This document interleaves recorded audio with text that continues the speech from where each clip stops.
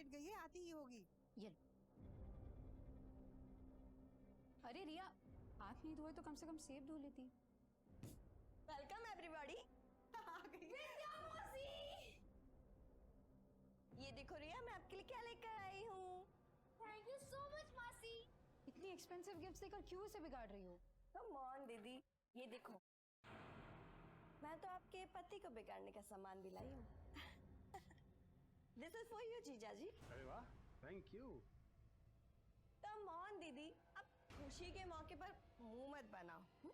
वैसे ये देखो, आपके लिए भी कुछ लाई हूँ।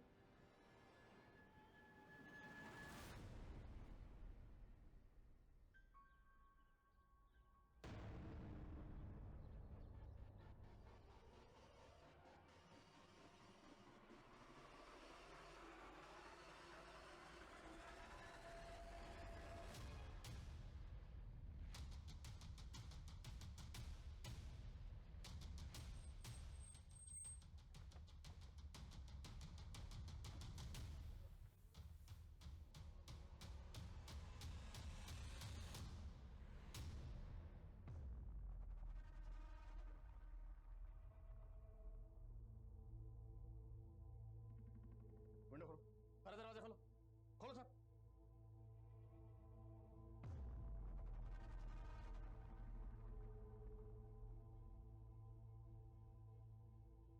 तो गैस सिलेंडर का नॉब तो ऑन है। शायद गैस खत्म होने की वजह से दोनों बॉडीज पूरी तरह से जल नहीं पाई।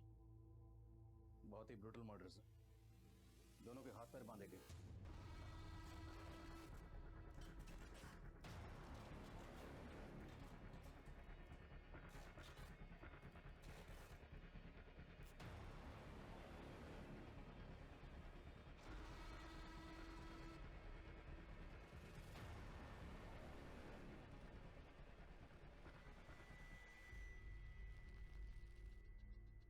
जिसने भी इन दोनों को जलाया होगा, उसके दिल में इन दोनों के लिए बहुत ही गहरी नफरत रही होगी। इतनी गहरी नफरत कि उस नफरत की आग में दोनों को जलाकर स्वाह कर दिया।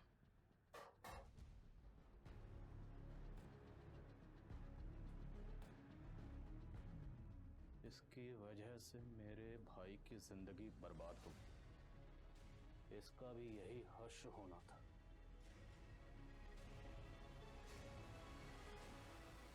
पुलिस की आंखों के सामने था एक खौफनाक मंजर। एक औरत और एक आदमी की निर्मम तरीके से हत्या की गई थी। इतनी बर्बरता, इतनी अमानवीय तरीके से हत्या की गई थी कि पुलिस के लिए भी यह दृश्य बचाना आसान नहीं था। और दीवारों पर लिखे हुए अनेक शब्द पुलिस के लिए चुनौती थे, लीड थी, या फिर उन्हें मिसलीड करने की कोई कोशिश। मैम, हमको नहीं मालूम ये आदमी और औरत कौन है। तुम्हारे कहने का मतलब है कि ये दोनों इस घर में नहीं रहते थे? मैम, ये घर तो सालों से बंद था। हम तो खुद हैरान है कि यहाँ लाशें कैसे पड़ी हैं।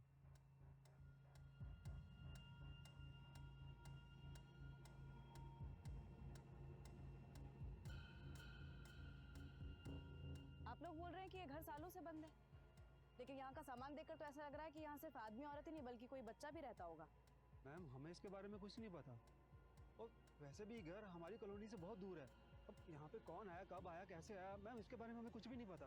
कमाल, पूरे मोहल्ले में कोई नहीं जानता यहाँ कौन रहता था। सर, मुझे तो लग रहा है ये लोग कुछ छुपा रहे हैं। तो पूरा मोहल्ला कुछ क्यों छुपाएगा? पता करो, इस घर का मालिक कोई और है या ये दोनों इस घर के मालिक?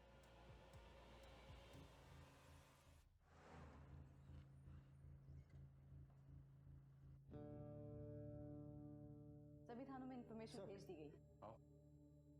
सर, नरेश सहगल ब्रोकर है। इसी ने वो घर किराए पे दिलवाया था। किसे दिलवाया था? सर, वो एक सिंगल मदर थी सर, अपने इन्फेंट बच्ची के साथ आई थी सर। उस सिंगल मदर का कुछ नाम तो होगा? नाम सर, हाँ, देविका जायसवाल सर। मैडम, एक नंबर प्रॉपर्टी है यहाँ। इतना शांत माहौल कहीं और नहीं मिलेगा इस इलाके में। और फिर बच्चे के सोने उठने में कोई दिक्कत नहीं होगी यहाँ। सर, देविका को वो मकान देखते ही पसंद आ गया था सर। और सर 3 महीने से अपनी बच्ची के साथ वहाँ रहने भी लगी थी। और मोहल्ले वाले तो बोलने वहाँ कोई नहीं रहता था। रेंट एग्रीमेंट है तुम्हारे पास? सर, वो रेंट एग्रीमेंट होने ही वाला था सर, लेकिन मकान मालिक को टाइम ही नहीं मिल पा रहा था, इस वजह से। मकान मालिक कौन है? विक्रांत पाठक सर, दिल्ली में रहता है सर। उस मकान का पूरा जिम्मा उसने मेरे ही हाथ में सौंप रखा है। भले ही रेंट एग्रीमेंट ना हुआ हो सर, लेकिन देविका ने 11 महीने का एडवांस रेंट और डिपॉजिट का चेक मुझे दे दिया था सर, जिसमें से मैंने डिपॉजिट का चेक और 3 महीने का रेंट सर मकान मालिक के अकाउंट में जमा कर दिया सर। देखो ऐसा है, उस घर में हमें कोई बच्चा तो नहीं मिला, लेकिन एक आदमी और एक औरत की लाश मिली। मामला सीरियस है, समझ रहे हो तुम? तो ये बताओ, देविका के साथ हमें जिस आदमी की लाश मिली वो आदमी कौन था और उसका देविका के साथ क्या रिश्ता था? सर मुझे उसके बारे में कुछ भी नहीं मालूम सर। जब से मैंने देविका को पोजीशन दिया मैं वहां गया भी नहीं सर। देविका का फोन नंबर और एड्रेस बताओ। सर फोन नंबर दिया तो था उसने, लेकिन सर फोन फॉर्मेट हो गया था। देविका ने जो रेंट के चेक्स दिए तो चेक्स हैं तुम्हारे पास? हाँ सर, ऑफिस में रखे हैं सर। हमें उनकी जेरॉक्स चाहिए। ठीक है sir. Pandey, thank you sir. नजर रखो इस नरेश पे, और देविका के अकाउंट में जो परमानेंट एड्रेस है वो निकलो। सर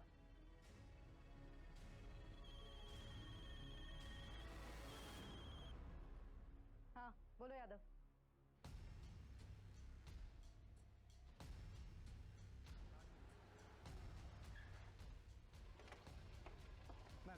मैम ये केदार मिश्रा है, इसी इलाके का है। ये उस घर के बारे में कुछ बता रहा था जहाँ पे उस औरत और मर्द की लाशें मिली। मैम कुछ समय पहले जब मैं उस घर के पास से गुजर रहा था तो मैंने देखा कि उस घर के मालिक मिस्टर पाठक और कुछ लोग मिलकर उस घर के पीछे की तरफ गड्ढा खोदकर कुछ तो गाड़ रहे हैं। क्या गाड़ रहे?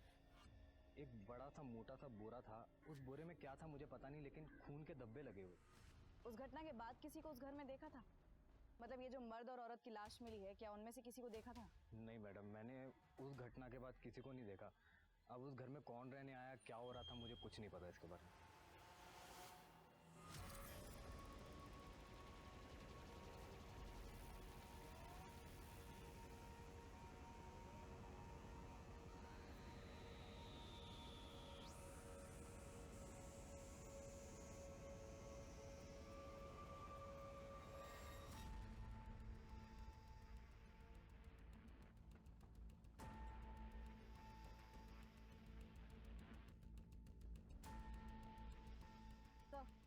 यही वो जगह है जहाँ केदार ने बोरे को गाड़ते हुए देखा था, लेकिन अभी तक कुछ मिला नहीं। सही है केदार।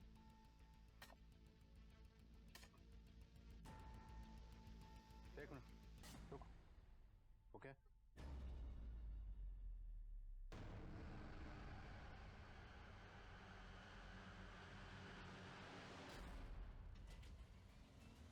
केदार, तूने तो कहा था या तूने मकान मालिक को बोरे में कुछ गाड़ते हुए देखा है?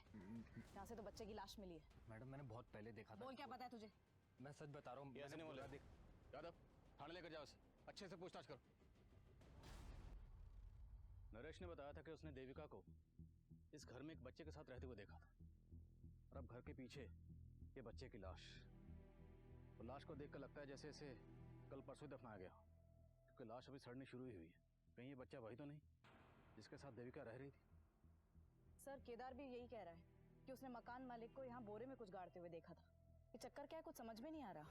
इस चक्कर का जवाब मकान मालिक पाठक ही देगा। उठाओ उसे। उस घर का मालिक विक्रांत पाठक पुलिस के हाथ लगने से पहले ही फरार हो चुका था। विक्रांत पाठक मुझे जल्द से जल्द अंदर चाहिए। विक्रांत और नरेश, ये इन दोनों की मिलीभगत हो सकती है। नरेश पे भी नजर रखो। सर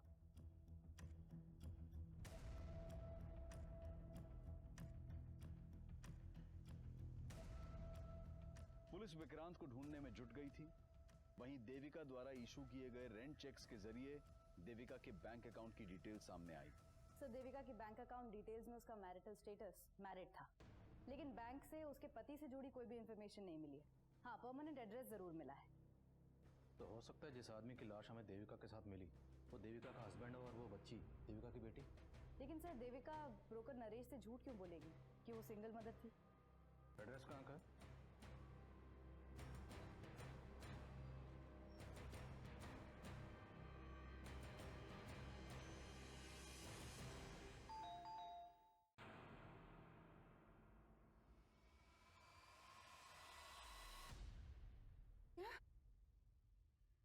देविका की लाश?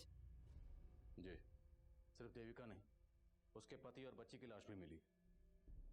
ये आप क्या कह रहे हो सर? कल रात ही तो मेरी बात हुई है देविका के पति और बेटी से, और वो लोग यही पास में ही रहते हैं। वो दोनों यहीं रहते हैं, तो देविका उस किराए के घर में क्यों रह रही थी? और वो बच्ची और आदमी कौन था जिसकी लाशें हमें मिली? मुझे ये सब नहीं मालूम। मैं खुद पिछले 2 साल से देविका को ढूंढ रही हूँ। 2 साल से ढूंढ रही? हाँ सर, 2 साल पहले